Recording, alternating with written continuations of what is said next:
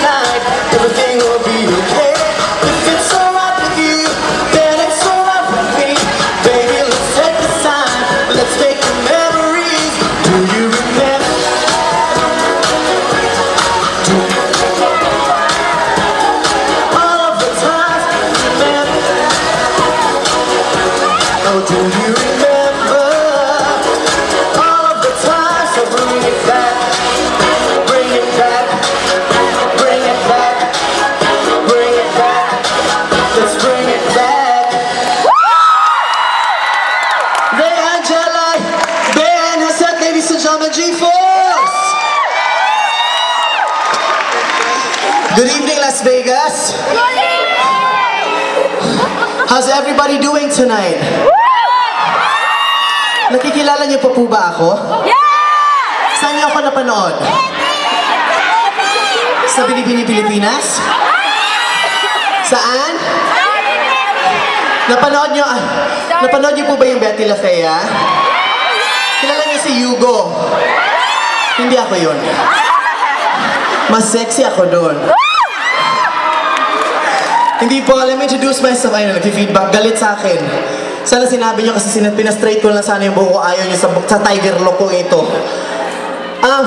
Let me introduce myself one more time. My name is Jimmy Marquez. From what show again? Search for a Star in a Million. Nanood kayo nun? Binoto niyo ba ako? Salamat, natalo ako. No. Thank you guys for watching that show. And ngayon hindi nyo na ako masyado nakikita sa TV, no? Ha?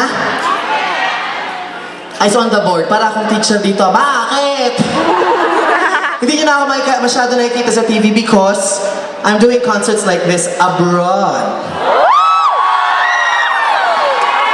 Social ako eh. Hindi po. Ano yun? Tama! Hindi po, this is not actually my first time to be working with Sarah. If you remember, we were here 4 years ago. Back in 2006. Sino po nakapanood ng The Other Side? Ayun, ang dami, dalawa. Kung hindi nyo po itatanong, para akong hindi Pilipino, no, yung itsura ko ba? Ay, walang tumagot. Prayer meeting ito? Hindi, because my dad is Brazilian.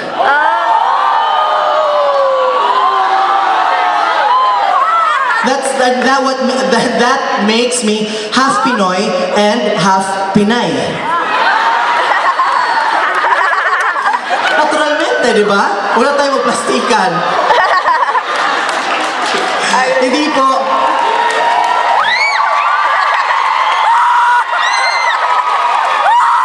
Sobra po ako natutuwa na nandito kayo ngayon. Thank you so much, guys, for making it here sa concert ko.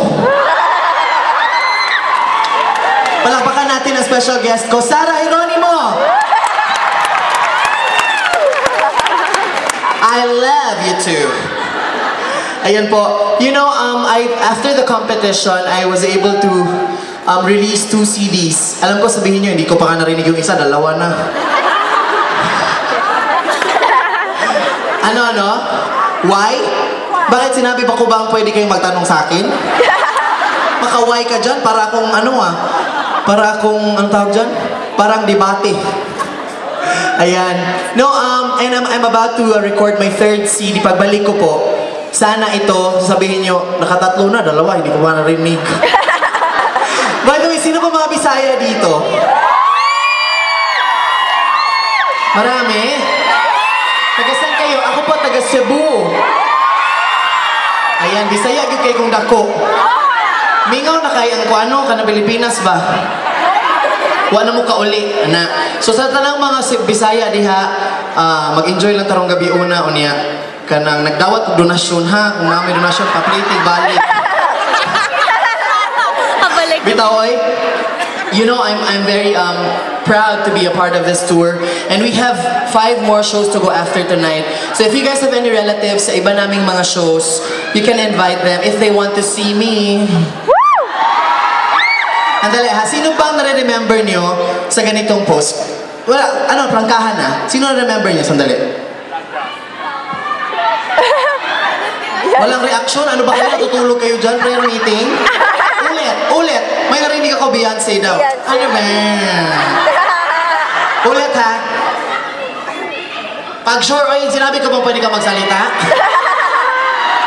Ate, kung may problema ka, isulat mo yan sa akin. Papayuhan kita mamaya, ha? Ulit, one more time. Beyonce! Sino? Beyonce! Si Pokwang? Ano ba naman? Alec.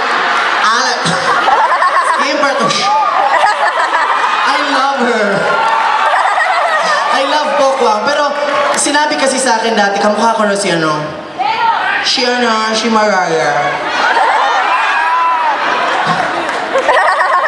Sige na nga, ito mga tao, ito para talaga kayo. Salamat po sa pagpunta nyo dito kasi this means so much to us.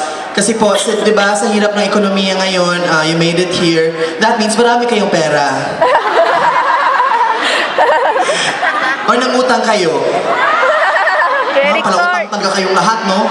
Pero salamat po sa pagpunta nyo dito. And I want to share this beautiful song from one of my personal favorite groups. Ano?